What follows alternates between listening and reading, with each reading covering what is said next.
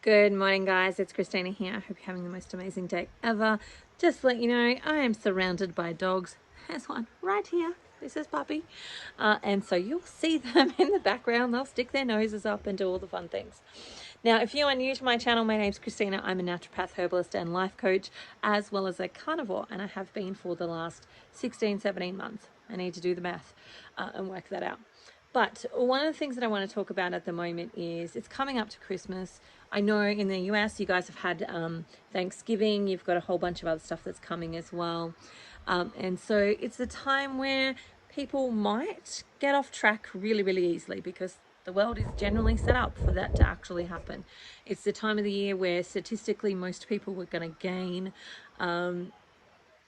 anywhere between 5 to 10 pounds, sometimes even more over this period of time, and then they'll struggle for the rest of the year to kind of get that back off. And so from that perspective, it's a time to think about what you actually want to do. And when I have been thinking about this particular thing from the multiple different spaces of people wanting to start to do something or just trying to stay on track during this time of the year, because it's the time of the year where you bump up against all of your social conditioning, all of the social conditioning that you have been conditioned into for however many decades of your actual life. And it's not that people have purposely tried, like your friends and family, for example, it's not that they have purposely tried to condition you and condition you in a way that's not going to be healthy for you. It's not that that's a purposeful thing that they have done. It's what's been handed down. And we all want to love and bless each other and so on. And that time of the year, well, one of the ways that we have learnt to share love and to perceivably give love is through abundance and oversupply and so on. And some of that has come from our traditions previously where, you know, we were in connection with nature. And what I mean by that is there are times of lean in nature and then there are times of feast in nature. And so we were more connected to that. And so in times of lean, we did the best that we could. But in times of feasting, we really, really feasted, and we feasted well because we knew there were times of lean coming. And so we would purposely put foods together, or we would eat foods that actually would fatten us up for those times of lean so that we could get through the times of lean. And so from that space on, we haven't really necessarily lost that, but what we have lost is the nature leading that for us. We've lost that. We don't eat to the seasons anymore. We don't have natural famines for majority, and you know, I'm talking generalistically for the West, right? We don't have those famines anymore, and so we don't have the lean. So we always have the fattening up, and part of our traditional cultures of pairing foods together actually has been one of the things that we have used to fatten ourselves up. So in the world of weight loss, if you are wanting to lose weight, and this is why some people will lose weight on you know, particular diets like the fruitarian diet, for example, or a raw fruit diet, or even a raw vegan diet, right? They'll lose weight. Not always, but if they're eating in this particular way, they will. Now, if you want to lose weight, you need to separate your carbs and your fats, which is kind of what happens with carnivore naturally. You are having little to no carbs and there's fat present. Now, whether that fat is a little or a lot depends on what's actually happening for you for your own metabolic state and healing and all of that type of stuff, as to what's beneficial for you at this actual stage. And so you separate those two if you want to lose weight. So, you know, there's some weight loss programs out there where, you know, you eat carbs with no fat, and then you might switch to fat with no carbs, and you know, those will be how you kind of lose weight but still get to eat a lot of different things. There's also, you know, a protein sparing where you're actually eating low fat and low carbs, but you're having some protein to actually kind of keep you going, and so you don't lose muscle mass, etc. So there's a lot of different things in the weight loss world that actually work, but the key thing is, can I maintain it? Is it sustainable? And so on and so forth. And some of that is a yes, and some of that is a no, and some of that will also depend on what's actually happening for you. So, for example, for me, as somebody who's, you know, still dancing with diabetes, like if I go off plan, my blood glucose will definitely go up. So I'm not yet like completely diabetes free, in the sense that if I eat glucose, carbohydrates, my blood glucose will go up just like every other sort of human. But my body won't balance it as well as, say, maybe some of those that are metabolically healthy. And so from that perspective, if I was to go the carbs but no fat, it's not going to work so well for me, because I already have this predisposition to having challenges with carbohydrates. There's a cow in the background. Now, the other element of that is that I'm absolutely a carb addict. So for me, if I'm consuming carbs, I am like a addict. I am fully addicted. My brain space is taken up with it, etc., etc. So that's something that for me, when people ask me what's the best thing for them to do, I'm going to factor in those things. I'm going to ask them those questions, because if I'm staying away from carbohydrates and just eating protein and fat, brain space wise, oh, it's actually so much nicer. But if I've had a little bit of something, it takes me a good 14 days to reclaim the brain space of not thinking about carbohydrates and not having them rule my body and my life and so on. And so there's a bunch of different factors as to what's going to be appropriate for you, in regards to the choices that you make. And I believe that as an adult, you're allowed to make the choices. But I want you to know all of the information to be able to make active choices.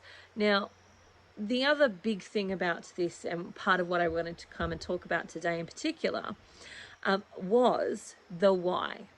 Now, for me, and this is what I see with a lot of my coaching clients when I'm coaching them about, what's happening for them with their health and with their dietary protocols that they've chosen to do, the way of eating essentially, is you've got to have a big enough reason why. And the big enough reason why has to be beyond yourself, because it's very easy to let yourself down. And this is part of the thing of coming back to this time of celebration. Why would I want to forego all of the nice treats and sweets and so on? And oh my gosh, holy dooly, I was watching a video. Oh my gosh, I was watching a video of a family. So she just did a little video of what my family, what my 11 kids ate for Thanksgiving. And breakfast was like donuts and cakes, and like they call them like a loaf, which kind of, it's like a bread loaf or a banana loaf or something like that, which is, I think, ideally trying to make you get the idea that maybe it's like toast. It's rubbish. And so basically there was lots of cakes and biscuits and danishes and stuff for breakfast, and then they had this big dinner, and in the dinner they had a couple of different meats, but mostly it was like candied yams. So it was like sweet potato-y, yammy type things with marshmallows on top, and just like there was about 11 different side dishes that were full of sugar. Basically, they were just sugar. And I'm like, oh my God, I feel sick actually watching this. And then there was dessert. And there was like 6 different pies and all sorts of other stuff. And I'm just like, oh God, I feel sick watching this, thinking about those poor kids, because also you know that those poor kids actually have some learning difficulties, have things like ADHD and have autism, and they're medicated. And because I've seen this channel a couple of times, and I was just like, oh, I just had a headache for them and feel sick for them. But why would you forego some of that stuff? And unless you've got a big enough reason why. And so for me, the dogs are sniffing the phone.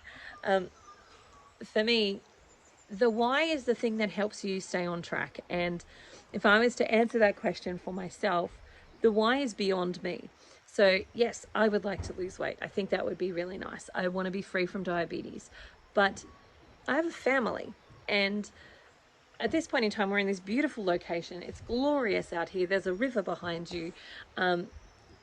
Hopefully you can hear the birds and things like that in the background. It's very beautiful, but we're quite isolated. I mean, there's a beautiful community here around us, so if we really needed help, we could certainly access it.